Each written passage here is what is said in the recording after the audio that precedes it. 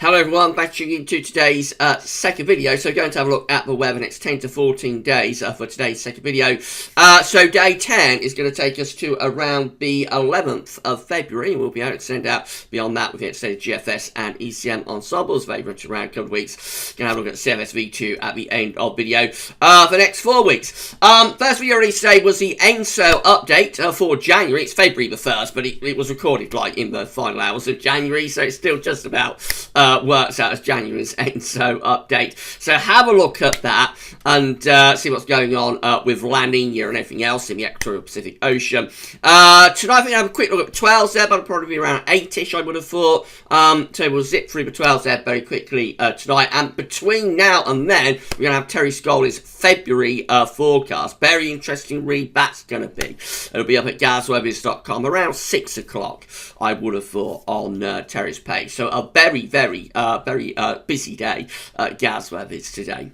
Now, before we do anything else, I'm going to say thank you so much to our latest channel member. So thank you so much to JAMK098. Thank you so much to JAMK098 for becoming a GWV's channel member. Unbelievable. Thank you so much, my friend, for doing that. You became a channel member during Friday's live stream. So thank you so much. Absolutely incredible. Thank you so much to JAMK098 for doing that. If you'd like to become a channel member for GWV, all you need to do is come to the GWV's YouTube homepage, click the join button, it'll take you through to another page where you see what benefits you get for becoming a channel member, and you can sign up on that page as well. Thank you so much to all of our channel members, all of our patrons, all of our donors, all of our super chatters. How you support GWV, it's unbelievable, it's amazing, so thank you so much to each and every one of you for doing that. Support doesn't have to be financial. You can come from liking videos, watching videos, sharing videos, subscribing. I've put on around about 5 subscribers now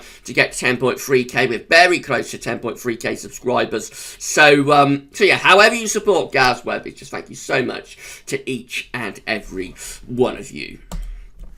Right, just bringing you update what's going on in the stratosphere. Then a few people have been asking about this. This is from a JMA showing temperature at 10 HPA in the stratosphere over the North Pole. So having another warming of the stratosphere, because we have the southern stratospheric warming that occurred at the beginning of January, around the new year. Having another one now as we move into February, that black line lifting up there above the grey line, which is the trend line for the time of year. This isn't going to be as big a warming as the one we had at the beginning of January, but nevertheless it is another warming of the stratosphere that will hopefully, maybe, possibly keep the polar vortex dampened down as we go into the last month of this mid-charge chill winter. Temperature at 30 HPA, a little bit lower down into the troposphere, also warmer than average. Of course, we have the sun traffic warming again, but occurred at the beginning of January. Where we are right now is just there. Throughout the whole of January, the temperature at 30 HPA has held up really well, actually. You know, temperatures have held up really well during January. Did drop a little bit there, quite close to average. Remember, the grey line is a trend line, but now lifting up again. So remaining warmer than average at 30 HPA and at 10 HPA. The warming of the stratosphere is currently going on. This is that warming of the stratosphere. It's from the GFS at metroseal.fr. These green and yellow colours showing the warming of the stratosphere at 10 HPA that's currently taking place over the next few days. That's going to kind of fade out. The blue colours push back towards the pole, but dampen down compared to what you would expect. You know, compared to this time last year, had the polar vortex to do. There's no comparison with these temperatures at 10 HPA remaining, you know, only modestly cold, really. Minus 72 is very cold, of course, but bear in mind these are stratospheric temperatures. I mean, yes, it's no comparison to the kind of cold temperatures and intense polar vortex that we had last winter. This is from the ECM by the University of Berlin. Again, you can see these this at 30 HPA, by the way. So what I just looked at there was at 10 HPA. This at 30 HPA, closer to the troposphere. Again, we see these orange colours here from Siberia moving into the Arctic. Those are the warm temperatures we've got at 30 HPA next to the troposphere. I'm going to go through to, so that's right now, I'm going to go through to day 10, which is going to take us to the 10th of February. February. We got the temperatures lowering then. The blue colours are moving back towards, moving back towards the pole at 30 HPA. But nevertheless, still no comparison to the kind of cold temperatures and strong polar vortex that we had last winter. This is from weatheriscool.com. This shows where we currently are with zonal winds. So zonal winds are another way of looking up the strength of the polar vortex, really. So look how weak the zonal winds have been throughout most of this winter. This is December, just here. This is January, just here. So early on in winter, at the very start of winter, zonal winds were on the strong side, but through December they weakened dramatically. Of course, we had the southern stratospheric warning that sent zonal winds into reverse through the first half of January. Zonal winds did strengthen a little bit, 10 HPA, lifted up to where we are right now, which is just there. But if we put the GFS ensembles in, we can see that actually we may well be in for a reversal of zonal winds once again in the next day or so, before possibly strengthening back up towards average as we go further on into February. Everything is telling us that the polar vortex remains in its box. The polar vortex remains weakened, and whilst that is the case, blocking will be an ongoing possibility. We've got a CET in for January, so just bring you up to date with that. This CET page at Gaz Weather is showing every month CET, central temperature going right way back to 1659, January 1659. If we come down to very latest year 2021, we can see that January CET came out at 3.1. Much colder than January 2020. It had a CET of 6.4, much colder than that. 3.1 is actually our coldest January for 11 years. The last time we had a January that was colder than this month was back in 2010. January 2010, which had a central temperature of 1.4. Very cold month. So yeah, coldest January for 11 years. The Gaz Weather's winter 2020-21 forecast predicted this would be a colder winter. We predicted it would be a teaser winter as well, by the way. And it has happened. You know, it's colder winter, coldest January for 11 years, beating pretty cold January that had in 2011. That was like a leftover sort of month from the December to remember in 2010. And also beating January 2013, which is also our last sort of quite cold January. Otherwise, January tended to be rather milder since then. So yeah, coldest January for 11 years. And of course, now we wait to see what February has in store, which will be eventually placed in that box just there. These are the GFS upper air temperature and precipitation ensembles for the next couple of weeks. Looking at London today. So the red lines are 30-year upper air temperature average for London. So we're starting off quite chilly today. You can see the temperature tick up tomorrow and then around average through the middle part of the week. Towards the end of the week and into weekend, we still have this cooling trend. Look at this. Temperatures are lowering as we go through weekend into the early part of next week. Still several members of the GFS ensembles clustering between -10 and -15 at 850 HPA over weekend into the early part of next week. That's Beasterly type stuff. Not guaranteed, though. We have these milder ensemble members up here still. And that does include today's GFS 6Z operation run, which is this thick green line as well. We had a very cold midnight GFS run. The 6Z is less cold away from Scotland anyway. So this whole period around the weekend into the early part of next week, just here, say from around sort of 6th, 7th of February through to the 10th, that whole period remains absolutely uncertain. Will we bring in that bitterly cold air from the east or will we not bring it in? Still causing all sorts of problems. Into the middle of February, we may see a bit of a warming trend taking place then, though there are still a few ensemble members that are looking quite cold. But to be honest, I don't think we should look beyond this period just here. That it has to be the focus at the moment for where we get these bitterly cold easterly winds in. Precipitation-wise, it looks quite unsettled. The next few days will bring a mix of rain to south, snow to the north. And as we go beyond that into weekend and next week, still have precipitation spikes. And of course, whether that is a lot of snow or whether that is cold rain is going to be determined whether we bring in those bitterly cold easterly winds or not. And we should know soon. It's got to be resolved before too much longer, I would have thought. So I don't think we'll have to wait much more than a day or so to resolve this one way or another. Temperature anomalies from the 1st to the 9th of February are colder than average, especially so for northern parts of the country. Scotland looking very cold there, as is much of Scandinavia and northern Europe. Not as cold for England and Wales, but the anomaly is generally on the cold and average side. Precipitation anomalies from the 1st to the 9th of February, drier than average in the north, a little bit wetter than average for southern and eastern parts of the country. Latest wind flow map from earthnullschool.net shows that we're still bringing in cold air from the north and the east today, although milder winds are trying to push up from the southwest, and certainly for a day or two around the middle of the week it will turn milder in the south, but the north will hang on to quite cold conditions. Right, let's have a look at the all-important charts then. See what's going on with this beasterly easterly. This is UK Met for Thursday. Low pressure is over top of the country. This is the trigger low.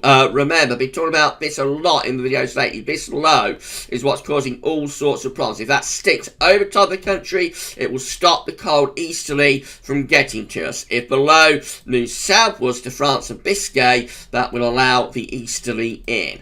That trigger low is a very, very important feature. So, Thursday, the low pressure is over top of the country. Cold air is in across Scotland with the east wind. Otherwise, it's not overly cold.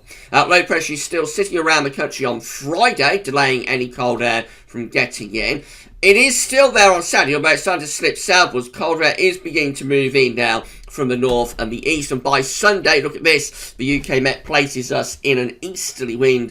The low pressure is moving into the low countries, allowing in that cold easterly, so the UK Met turns us cold with easterly winds, probably bringing in snow showers, maybe longer spells of snow to the east by midnight on Sunday the 7th of February. The UK Met is successfully completing the cold easterly. This is the GFS midnight run. I'll show you the midnight and the 6Z for this video. So this is the GFS midnight run. Again, low pressure is over the top of the country on Thursday, more or less. Cold air is into Scotland. Otherwise, it's not overly cold. Friday, that low pressure begins to slip southwards. We start to pull wind into the east across the northern half of the country. By Saturday, all areas are in a cold easterly wind. Minus 10 Celsius iceberg pushed through the northern half of the country. Minus 5 Celsius iceberg digging in to the south. Look at this. By Sunday, gale force easterly winds blowing across England and Wales. This is only 144 hours away, by the way. Gale force easterly winds blowing across the country will bring in a lot of heavy snow showers and possibly longer spells of snow to eastern parts of the country. Minus 10 Celsius ice firm is pretty much through the whole country by the second half of the weekend. Still with those bitterly cold easterly winds on the GFS midnight run as well. A gale force easterly, again suggesting that the snowiness of the weather would be across England and Wales once more. Upper air temperature not quite as cold, but certainly cold enough for snow. And yeah, just looking like a really cold weekend there with the beastly easterly bring snow in from the east. Into Tuesday, this has been on Tuesday, we're still in those very cold east or northeast winds, where the strength of wind is easing off a little bit. We'll still be dragging in lots of heavy snow showers to eastern parts of the country. They're running towards day 10. The high pressure begins to slip down over the country, so that cuts off the easterly, will turn mostly dry, but lose the risk of snow. It will be very cold, and that area of high pressure will be some severe night frost in what by this point would be quite a snow-covered sort of UK. That high pressure stays with us as we move into the extended range as well, so we keep it cold. Again, not snowy, but very cold and frosty, probably freezing fog, and frost would be severe early and late. And the high pressure sticks around really right way through to the end of a GFS midnight run. It looks like it's trying to push northwards again by the end of the GFS run, which gets us to the 17th of February. Looks like we begin to pull winds back in, or potentially start pulling winds back in from the east once again. So a very cold GFS midnight run, either with that bitterly cold east wind and snow initially, and then from like high pressure sitting over country, bringing really hard and maybe quite severe overnight frost. That's the midnight run. This is the GFS 6 there. This is the latest. We know this is at the milder end of the GFS ensembles. Let's see what happens. Low pressure sits over country on Thursday. Cold east winds are in across the northern parts of Scotland. Friday through to Saturday, that low pressure is slipping southwards, but just staying close enough to the south-southeast to delay the onset of those easterly winds. So as we go through to Sunday, it's ever such a subtle, ever such a slight difference, but we just don't pull in that very cold easterly to the south of the country over the weekend. We have it in across Scotland, but not for England and Wales. It is such a slight difference, but it's a big difference as to where we get this minus 10 cells isotherm pushing through the country or not. So there's the upper air temperatures for 6 a.m. on Sunday. At this point, the midnight run have virtually the whole country within the minus 10 cells isotherm. GFS 6 then restricts it to the far north of Scotland. I mean, it's still cold through most areas, but it's not a beastly easy. A beastly easy when we get this minus 10 Celsius isotherm through from the east. That's Monday, week today. So again, the real easterly is up in the north of the country, lower pressure across England and Wales, again keeping things less cold there, but possibly still the risk of rain, sleet and snow across those areas. Moving up towards day 10, instead of getting high pressure building across the country, we move low pressure in off the Atlantic with a GFS 6 and we eventually go off and run into extremely unsettled GFS 6 run. So remember, midnight run had us under high pressure dominating through the middle of February. The 6Z actually has us dominated by low pressure with gale force winds and bouts of heavy rain. Totally the opposite. Wow, totally the opposite. Look at that. We end on the 17th February, not under high pressure, but under low pressure. What a difference between the midnight and 6 there.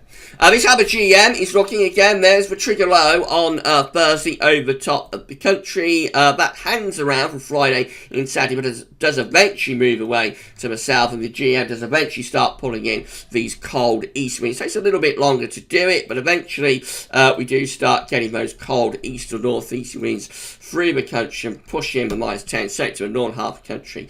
Anyway, down in the south, probably considerable amounts of snow from low pressure engaging with that cold air. And then the ECM looks like this. So again, over the end week into weekend, the low pressure is struggling to move away to the south, but eventually it does, and we start to pull in those cold east winds. This is how the ECM looks a week today. Cold easterlies digging in across the country, bring the minus 10 Celsius isotherm with it, and it gets colder through next week. Again, we push the minus 10 Celsius isotherm through from the east with the ECM midnight run, and then low pressure comes up against that bitterly cold air, and that could produce really heavy snow across many parts of the country. That's how the upper air temperatures look on Wednesday, the 10th of February. Bitterly cold in the north and the east, not as cold in the west, but still cold enough for snow. Day 10, proper battle is ensuing. And again, the suggestion is definitely there that there could be a really significant snow event. The ECM has moved towards a colder direction this morning. This is a precipitation type forecast based on that ECM run from Meteo.com. So again, we've got heavy snow coming up tonight and tomorrow morning for the northern half of the country, rain down in the south. Through to the end of the week, most of the snow is up in the north with those easy winds. Otherwise, it's mainly rain through to the end of the week. Into the weekend, starts to turn very snowy across Scotland as we get through the weekend, and that colder air is eventually digging southwards. So by the early part of next week, we find snow showers piling in from the east on those strong easterly winds. So plenty of snow across eastern parts of the country, and then low pressure comes up against that cold air and produces a very significant snow event as we move towards day 10, focused on England and Wales. A real dump of snow coming through there. So yeah, ECM has definitely shifted in a colder direction from the weekend onwards today.